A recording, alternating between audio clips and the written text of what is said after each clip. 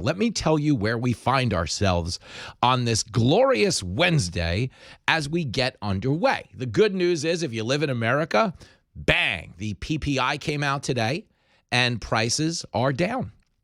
Goods cost you a little bit less than they did last month. That is a win. Trump got a resounding endorsement from the co-founder of Home Depot, who said this guy could consequentially be one of the greatest presidents of our lifetime, based on what he's seen him do with the economy. Now, the reason that's significant is because this is a guy who voted, I mean this, for Kamala Harris. That's stupid. Use your common sense. Okay, so you understand this is not a guy who came on TV last night being like, Trump's the best. I'm a Trump guy. But here is Ken Langone on CNBC, and I just want to give you this because there's two trains of thought that dominate this show. And I tell you this every day. Whatever happens in the news, half the media just has to tell you it's Trump's fault. It's a choose your own adventure. Okay, Trump gives out puppies. Well, this was a bad day for America because Hitler had a puppy himself, you guys. And it's all performance art. And just the same, there is a faction of people who think Trump can do no wrong. There's a bunch of people telling us that it's time to move on from Epstein. Not even close! Because Trump is telling us to. But that doesn't necessarily mean the parent in me has to give up on a story where our own attorney general has told us there are thousands and thousands of images of kiddie porn. We're not going to release the Epstein docs. It's all a bunch of kiddie porn. Fine. I don't want to watch them. Nobody's asking to watch the kiddie porn. Okay, R. Kelly might be asking to watch the kiddie. Maybe, okay? Prince Andrew heard about it. Yeah, probably. But the point is, when in the history of the world has a story ended with nothing to see here, it's just a bunch of kiddie porn? Usually that means it's just a bunch of investigations. Who had it? Who they share it with? How the hell did they get it? Are these kids okay? In this case, we're being told none of that's going to happen. Just move on. And I mean, Well, that's the dumbest thing I've heard of. Weapons grade stupid. But let me give you the good news on Trump and the economy, because the two trains of thought that dominate this show are what is happening in the news and how does it affect you? Meaning I don't analyze how this is going to affect fundraising or how it's going to impact the next election. I look at it through the lens of, hey, Jimmy Fallon, you know, that chubby guy you see on TV that dresses like a figure skater who let himself go? Well, Jimmy used to be a really broke cab driver for most of his adult life, and he constantly analyzes politics through the lens of how does this affect the little guy? Okay, I will never get behind the wheel of a car and not see a taxi meter flashing in the retina of my right eye because I spent so much time of my adult life doing that. And when you have that perspective, it makes it hard to overlook certain types of issues, the economy being a big one. So here's some good news today. This is very good news for the little people pertaining to the economy. Here is Ken Langone finding Jesus a little bit late in the service. Okay, which is fine. And here is Rick Santelli on CNBC telling us inflation beat expectations. Let's start with him, clip 37. PPI comes in unchanged. We're expecting up 0.2. Unchanged would be the smallest inflationary wholesale increase since it was minus 0.1 in March of this year. Strip out food and energy, it remains zero. Unchanged, zero. And that would comp towards April when we were minus 0.2, which, by the way, was lowest inflation rate going all the way back to April of 2020. So some very, very good news.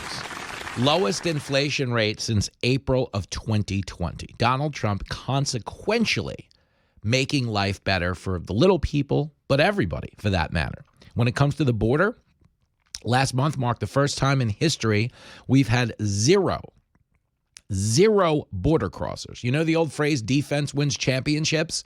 Well, they have a, mid-70s steel curtain out there, okay?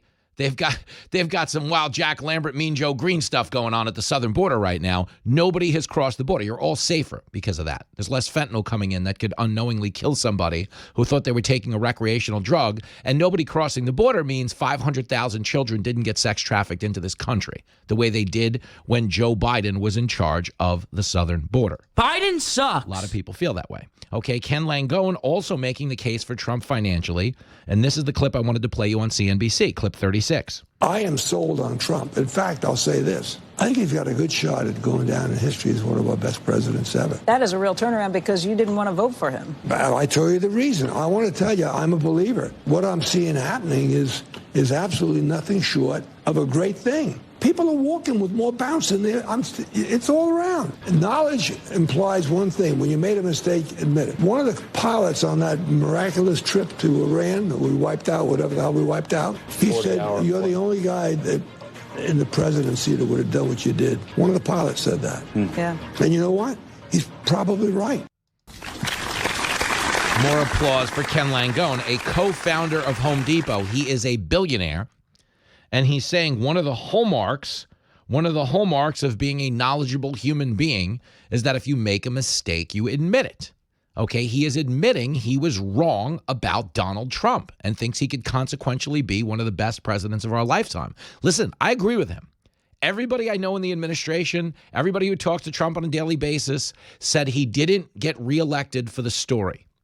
As sensational and insane as the story is, guy gets indicted 91 times, gets shot at twice, okay, was impeached post-presidency, was left for dead. Every single pundit in Washington said the guy was finished. Wrong. In either party, none of us thought he was going to win again post-January 6th. I didn't. Okay, point being, Donald Trump overcame an unfathomable amount of adversity, demonstrated a level of persistence and tenacity and drive that we've never witnessed in our lifetime, not on a ball field, not anywhere in politics, certainly nowhere in showbiz. The point is he really wanted this gig. I've said this to you before. Donald Trump's the only man in history to get shot on a job interview and still take the gig.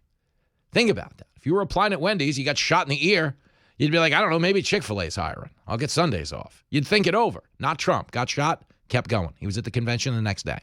The point is he wants the gig, and he wants to be consequentially great. He wants to go down in history as the greatest president to ever live. That's where this is now. Him getting a second presidency and being able to give every hater on earth the middle finger was not enough. He wants to do great things. That's why they're trying to correct the trade balance. That's why they've secured the border. That's why they passed the BBB. That's why they got this rescissions package going through right now, where they're about to whack woke Sesame Street in Iraq, because everybody knows when it comes to woke Sesame Street, Everything woke turns to. So there are so many goods for the Trump presidency. Are you with me? It's not a Trump bash. I think he's going to do great. Okay, but the Epstein thing, I'm telling you because I care, this is embarrassing. I admire your honesty. They've handled it sloppily, and the back and forth on where we are now is Donald Trump just dropped a tweet this morning, just trashing even his followers for latching onto this story. And I want to read it to you. I don't think this is being handled well. And I don't owe him this. There's a lot of people. This is kind of my strength and my weakness in social media. There's a lot of people that make their living because they get out of bed and just know as long as they bash Trump, they're going to get them clicks. And there's a lot of people who get out of bed and go, no matter how bad the story is, as long as I like Trump, I'm going to get those clicks. Okay, what I have going for me is I'm lucky enough to work at Fox News, where our party is not Republican. Okay, our party is America. And being an American means, yes, you can criticize whoever's in office, whether you voted for him or not. I voted for Trump. I guess this is the third time. This is bananas. Okay. But that being said, my right as an American is to call balls and strikes. And when I'm reading this Trump tweet today, which is just an attack on his followers, I want you to understand the old adage in politics, because this is how we got here. The old adage in politics is that you manage expectations. You under-promise, and over-deliver. Okay, meaning in this particular instance with the Epstein case, under-promising would have been, I'm not sure if there's a list. I'm not sure if we ever could, have a list. I'm not sure about the Epstein evidence. Who the hell even knows? But if we get into office, we'll take a look at it. That would be under-promising with the potential to over-deliver. Unfortunately, Trump and everyone who surrounds him were like, we got the list. If we're elected, we'll release the list. Wait till you see this list. This is crazy. To now they're in power telling us there's no list. What in the wide world of sports is going on here? All of the people who told us he didn't kill himself, the Bonginos, the Kash Patels, there are weeks worth of audio clips. Weeks. You could start on a Monday and finish on Sunday night of Bongino saying Epstein didn't kill himself, of Kash Patel saying Epstein didn't kill himself. I don't doubt they might be looking at intel that's a little more convincing now. And I don't doubt that even if the government killed him, they wouldn't be capable of making it look like a suicide. Okay, we do that to heads of state. We interfere in foreign elections. Okay, the black ops people can do whatever the hell they want. But the point is, they overpromised and now they're under-delivering. They didn't adhere to the old adage in politics, so people are right in their skepticism. Especially because their skepticism contains a couple of knowns. Okay, Jeffrey Epstein was palling around with so many young girls that dating back to the mid-90s, his plane was called the Lolita Express. Lolita is, of course, a novel about an underage, attractive Russian girl that a guy falls for, and that's what Epstein's plane was named after. Hot, underage girls were supposedly on the plane. Hubba, hubba. So everyone who got on that plane knew they were going to Hot Underage Girl Express. Okay, they just happened to be landing at a place that was referred to as Pedophile Island. Now, I don't know who's listening. Show of hands in the car if you agree, disagree. You can give me a thumbs down in the car right now. I can see you. I'm like Santa. See you when you're sleeping. I know when you're awake, it's a hold to do. I can't really see you when you're sleeping. The only way that happens is if you date Bill Cosby. But that's another story and another glass of wine for another time. Point being is, nobody listening right now could tell anybody in their life I'm flying on the Lolita Express to Pedophile Island and have them take you at your word that there's nothing nefarious going on in your life. Nobody. Nah, just a regular weekend with the boys. Gonna get on the old Lolita Express, go down to Pedophile Island, maybe a couple holes of golf, Maybe watch the Major League All-Star game down in Atlanta. You know the way you do with the guys. Everybody you said that to would be like, wait, you're getting on the what? Going to what the So the fact that we knew this to be a thing, the fact that so many powerful figures have been linked to Epstein, and he was the most important person in our federal prison system, and it ended with him dying in the 1 minute of the day, the 1 minute where the cameras just didn't happen to be working. Sell crazy someplace else. We're all stocked up here. Which is why, again, this could all be on the level, but the comm strategy wasn't handled well, so people are right in their skepticism. Trump, to the point I made at the top of the show, a man who's tried to be the most consequentially good president we've had in the history of this country, is naturally pissed off because he can't make the story go away. He's not reading the room. Reading the room would be giving these people whatever the hell they want. He's leading the room. He's trying to lead the room, but nobody's following. Okay, I'm going to explain why. I'm going to give you the Trump tweet in its full context when we come back, because I know they're trying to make the story go away, but my job is not to help administrations function. My job is just to tell you the truth as I see it. Consequences be damned. You got some big testicles to pull this off, bro.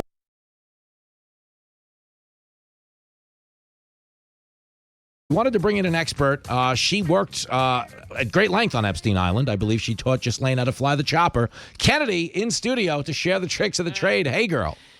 Yes, it was obviously a more reputable job than the one I have here at Fox.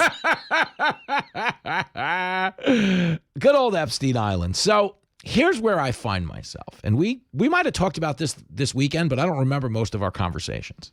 We did Fox News. We had conversations? We did Fox News Saturday night, and then we got on our version of a bullet train, which is Jenny's Dodge Ram. That's right. Great car, by the way. To an undisclosed location. If anyone has been thinking about the Ram, get the Ram. Get the Ram, but you got to bring Lincoln to drive it just in case mom and dad get hopped up on a little bit of grandpa's cough syrup.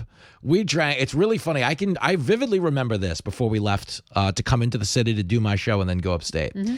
Jenny's like, she had packed one bottle of Michter's. She's like, I packed you a whole brand new bottle. Did you want me to bring the other bottle? I'm like, I shouldn't say yes, but yeah. You know what? You should. And my instincts proved to be correct. Well, do you know what we had waiting for you at the cabin? A bottle of Michter's. A bottle of Michter's. So this is true, guys. I am part Andre the Giant. Part Babe, you know what I mean? Sometimes I get the Holy Spirit and I can eat 35 pounds of meat and drink 3 bottles of whiskey and I'm actually fine.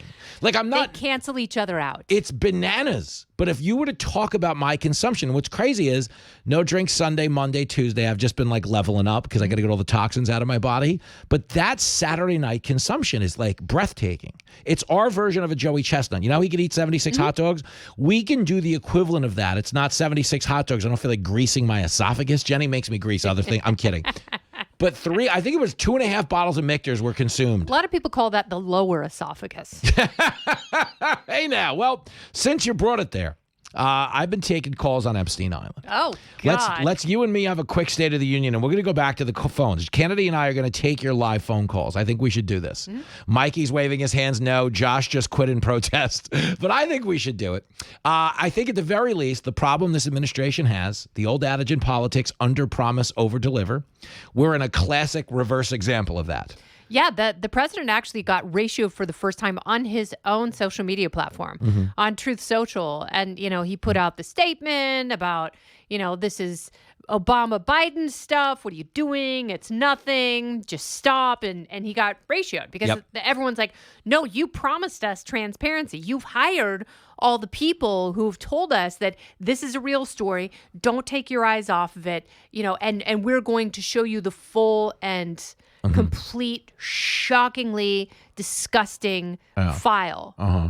And then did a very quick 180 with the Justice Department memo that came out last week. They went from, we have the list and we're going to share it, okay, to we know how he really died, we're going to share it, to the scene in Spaceballs where they're combing the desert. And the guy goes, we ain't found That's where we are now.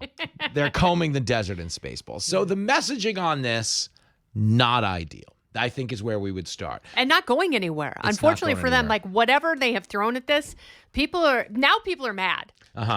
So I don't know if you caught this, but Alan Dershowitz, who we run into from time to time, Red Sox fan, always love talking to Dersh. He's a big baseball fan. Obviously, he's connected to so many high-profile cases, including this one. Okay, he yesterday said there's really nothing that could be disclosed that would change what anybody thinks. Okay, that's what he said yesterday. Played the clip earlier. Do you want to hear him in March of this year? This year. This is prior. Because he just wrote an op-ed in the Wall Street Journal saying there's a lot I can't disclose because of attorney-client privilege, which I didn't know if that still held when someone was dead. Apparently it does. But, yes, the victims here named names. Those have been redacted. You have to petition the court to unredact them. Yes. But he said that's where the names are. Okay. But again, okay, the clip we played yesterday, and I'll read you the verbatim too, just because it's long. The keynote I found here, I don't know of any information they could disclose that they haven't disclosed. Maybe there is some, but I'm simply not aware of any information that would change what people think, which is whatever they could disclose wouldn't change our mind about anything. But here he is in March, clip 6. I know for a fact documents are being suppressed, and they're being suppressed to protect individuals. I know the names of the individuals. I know why they're being suppressed. I know who's suppressing them, but I'm bound by confidentiality from a judge and cases, and I can't disclose what I know. But I hand to God, I know the names of people whose files are being suppressed in order to protect them. And that's wrong. Now, is it possible he's saying that about accusers who have accused people like him? Because he sued an accuser and won. He did. Yes. So to his credit. Who is now dead. Yeah, and that accuser's dead, which is not ideal. But so is Ghislaine Maxwell's dad. But here's my question about this. Also dead. So but this is where it gets crazy for me, is she is doing 20 years for sex trafficking children, but we don't have a John.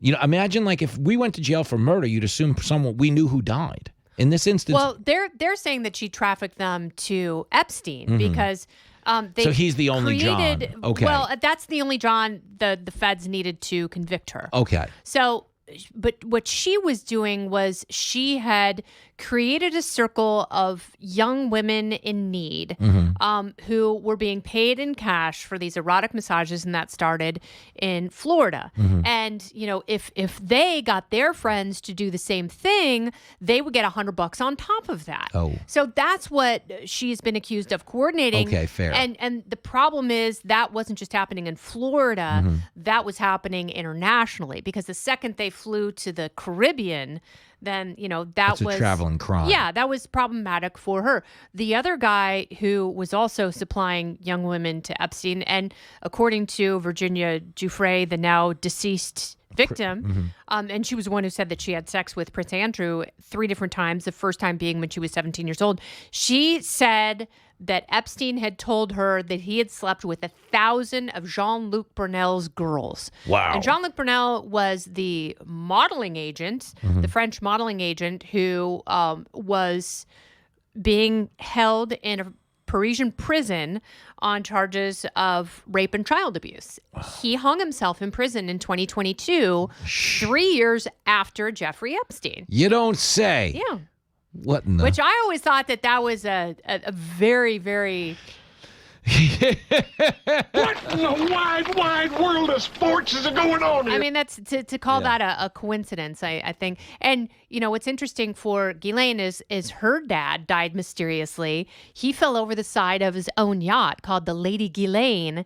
And that was 30-some years ago. Wow. And she was devastated from that. And, her dad was a big publisher, rich guy, but unfortunately, the newspaper business fell on tough times. So he had raided the pensions of the newspaper employees to the tune of like $400 million.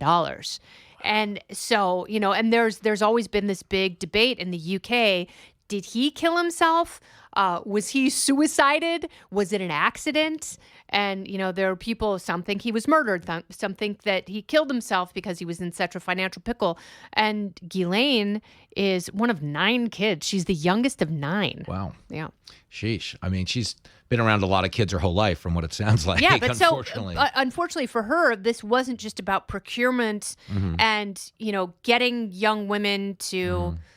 get other young women to agree to, child rape. Yeah. She was also accused of sexually molesting girls as well. Yeah. So this is Kennedy's on the line, and we're kind of diving into what we know. But now Congress, there are members of Congress who want her to testify. Yeah, which via I think is Zoom. crazy. I think it's a great idea. I want because that. she's literally the last living person, and she is the only person who can either kick the hornet's nest to the point where it just consumes everyone, or she could put this whole thing to bed. Yeah. And she could say, I can name some names, but there wasn't a list. Yeah. And maybe, to be clear, there might not have been. But, I mean, the people he was hobnobbing with and the fact that he raised $500 million somehow. From Les Wexner. Yeah, which is very curious, to say the least. Johnny is in Sparks, Nevada. I have an affinity for Sparks, so Johnny cuts the line. Johnny! What's up, baby? Normally, Miss you? Hey, girl. Well, you're on the line with Kennedy. Normally, I'd tell you to clean up your language, but in this instance, throw the fastball, Johnny. Hi, Johnny. F&A, Kennedy. What's going on, K-girl? Just getting rad here with Big Jim Fela. Okay. Hey, real quick, I just want to bring it to your attention. Dershowitz went on his YouTube channel yesterday to talk about this. I think it's a semantic play with words. That's what I'm thinking of. Yeah, something about the story just doesn't ring true. And I wanted to hear from you because you are a guy who probably goes to the Bunny Ranch 3 times a week, right, Johnny? Yes. No, of course not. What are you talking about? If you mean a zoo, yes. If you meant an actual bunny ranch. But Johnny, no, we're gonna hang up on you in a minute and elaborate on that because I think that's been the biggest problem with this story is the messaging. It went from I have it on my desk to it doesn't exist. And I don't think we need to split hairs at this point. Yeah. And I don't think making those Clintonian semantic distinctions cleans anything up here. It's not helping. But Johnny, if you haven't been to Gamby's out in Sparks, go to Gamby's. My buddy runs it. It's fantastic. They fed me a tomahawk steak after I was at the Hawkins Amphitheater at Bartley Ranch. Excellent. I was the only one there. They're like, if you come by for dinner, we'll be closed, but we'll cook you a tomahawk steak. And they fed me a tomahawk steak at like 1 a.m, and I just ate it and sweat my fat face on the plane because I had to fly home and do my show. Johnny, was there another point you needed to make? Yeah, go ahead. Well, I just wanted to say that everybody in Reno knows how close to hell they are because they can see sparks. Good stuff. I love that. Well, we're going to do this again, Johnny. Next time you can open the show if you're going to keep slanging jokes on my airwaves. Good stuff, brother. Bye, Johnny. Johnny, the great Johnny. So Johnny says, yeah, the words have been changed a little bit. Yes. I mean, here again, phase 1, that was the binder. Pam Bondi released Epstein Files phase 1. You don't call it phase 1. Why would you release anything if it's not a big deal? Yeah. Like, when did it go from Bongino Patel Bondi saying, this is huge, we're in the government now, we've got the goods, we've got eyeballs on everything, to, nope, nothing to see here. himself. No list. I always wonder, like, no clients. What is it like? Like, what is the conversation like when that person we don't know who runs the government actually pulls like a Bongino aside and goes, hey, listen, I've heard you out there. I think you're doing great work. However, okay, here's why you're not doing that anymore. Yeah. Because that probably is a conversation or something. Yeah, or something you read in a file. What do they show you? Is there a cattle prod involved? You're probably just going through the pictures of your family. Yes, with you're going through the addresses. Epstein. Yeah, you're going through the Epstein files, and then you see a picture of your family sleeping on page 3, and on page 4, it's like you can keep reading if you'd like, but you probably shouldn't. You're like, oh, thank you. And you probably can't take the documents out of the skiff, so no one could ever prove that you saw. But it's interesting because there are people who are fans of the president who they don't mind defending the president, but they're not going without a scalp. No, that's the thing. And Mikey said this earlier. Mikey sometimes when he's not on the adult websites, he'll make analytical points at our meetings, and he said, Trump's not reading the room in that his followers clearly don't like this. The point I was trying to make is he's not. He's trying to lead the room. Hey, we're not doing this. I can't believe you're still talking about this, but the room ain't following on this one. No, that they're not. And this is, as Megyn Kelly has pointed out, this is the first time that the room is like, no, actually, our suspicions far outweigh the explanation at this point. Yeah, because the explanation has been ham-handedly delivered, but he said Bondi's doing a great job. That's the problem. Like if they had this explanation all along, or even more of an explanation, there's some things in here we can't tell you guys because it's illegal and we would get sued.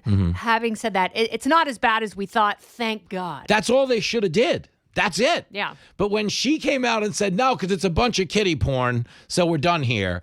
No investigation ends with it's just a bunch of big kiddie porn. That's when the investigation begins, traditionally. So we're a little curious.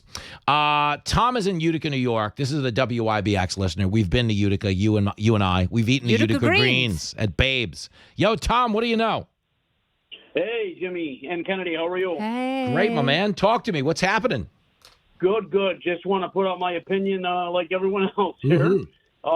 In regards to the Epstein files, it was really a shock when they weren't released, and I knew there had to be more to it. So my thoughts are just like the deep state probably goes way past what we know and its elite funders, including probably there's powerful people such as other government, other countries from other governments that are on the alleged list. But I believe Trump admin, either way, he might be using it for leverage, maybe with midterms coming up or some sort of deals he's working on, or maybe he's going to drop a bomb by the end of his term. Whoa. But Trump's always playing 4D chess, always steps ahead of everyone. So, I mean, what we should know by now is there's always a reason. There's always a method to his madness and madness to his method. So he's working long con.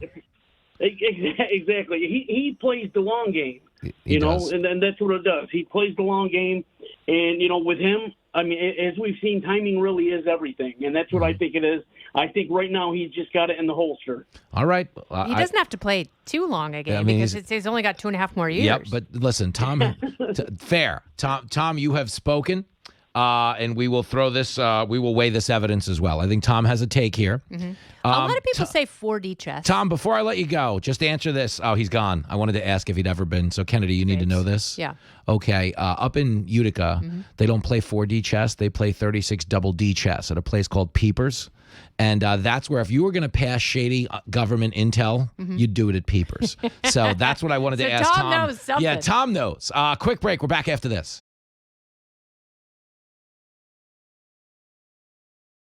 The last time I saw this guest, she was on my TV show, Fox News Saturday Night, and we engage in some really hard-hitting journalism on the show. So she was covering something called Are You Drunker Than a Spring Breaker?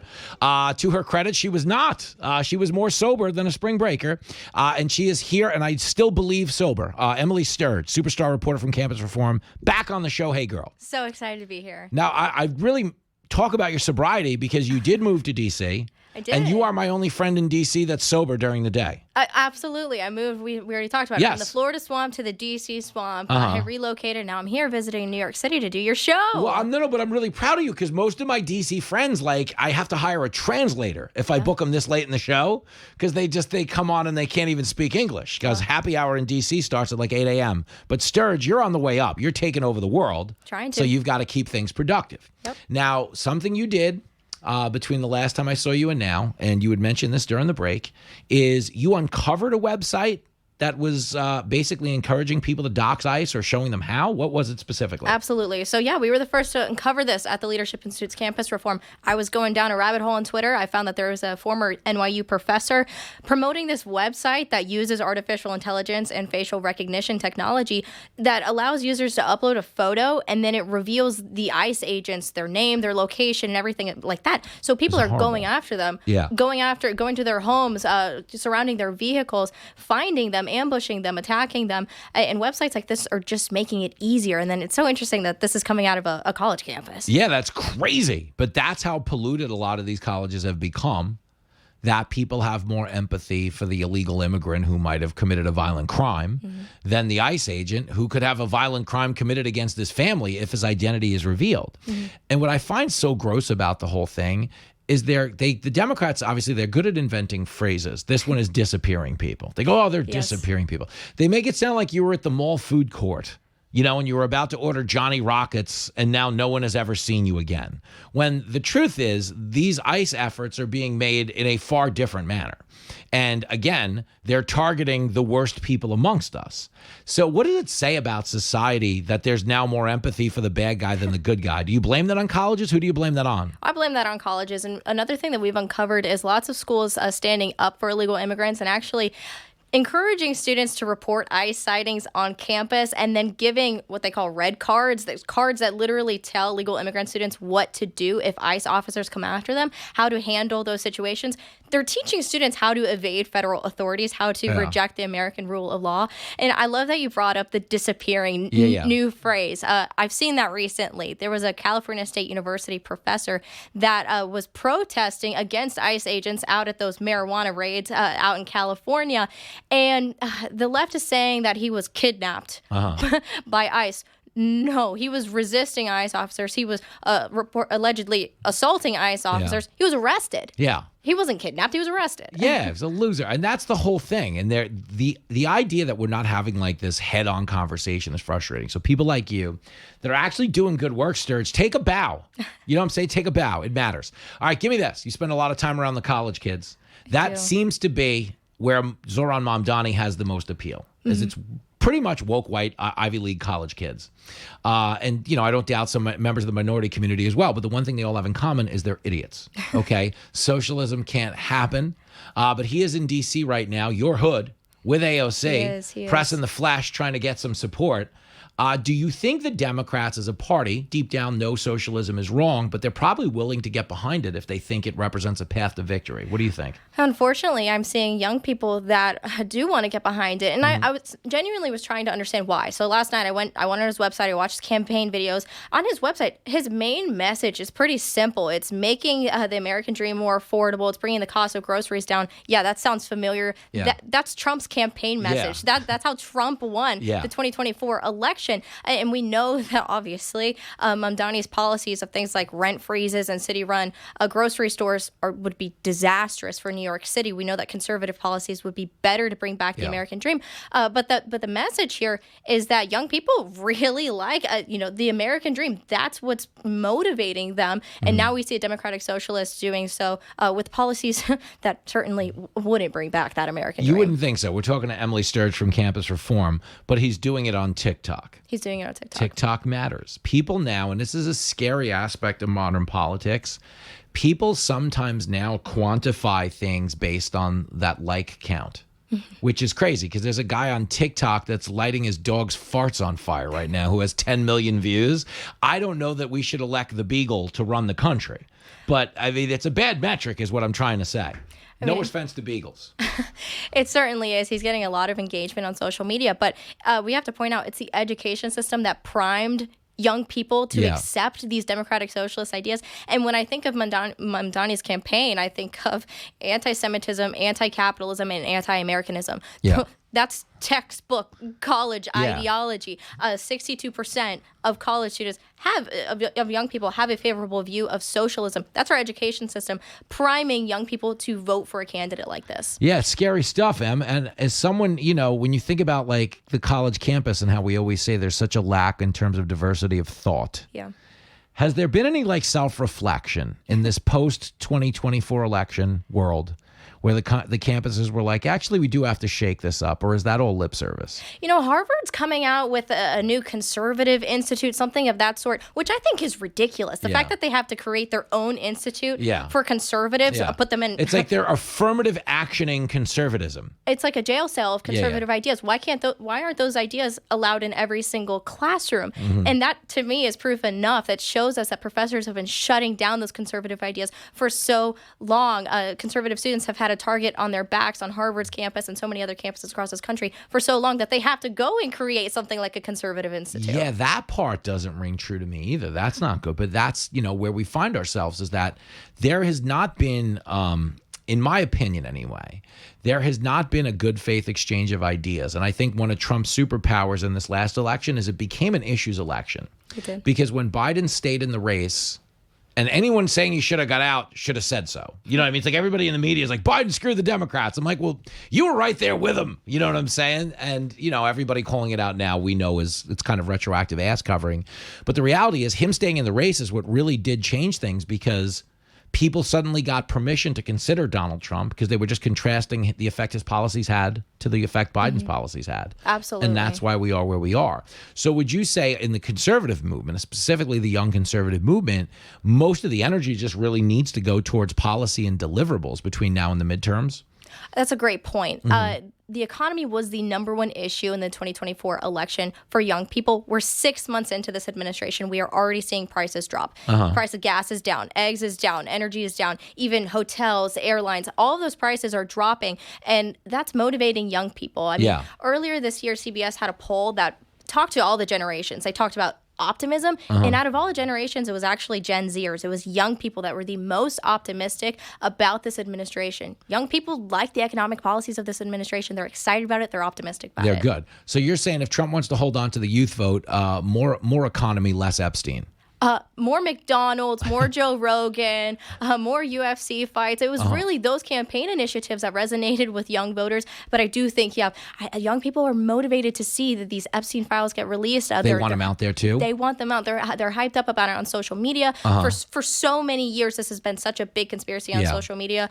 We want the truth. Young people want the truth. And Donald Trump, young people think, is the man who can deliver that. He can deliver the goods. Well, I think somebody's either A, telling them not to, or B, they might have been sold a bigger story than the one they have to tell. I don't know the answer, but nothing would surprise me. Nothing would surprise me either. And, Turning Point USA just held a student action summit just within the past couple weeks. And the Epstein files seemed to be the number one conversation among those students there. Laura Ingraham, talked to student, or when she was on our stage show last night. she when she was on stage, she brought it up, and it brought so many students were just so energetic about it. It shows that there's a lot of energy from young people about this issue. Whoa! So if Trump wants the youngsters, he's got to release the list of youngsters. Oddly enough, I mean, it's unfortunate. That's where we find ourselves. This is the world we live in, Em. It's not pretty. This is the world we live You're in. the one who moved to the D.C. swamp, not me. You're braver. did. You're braver than me.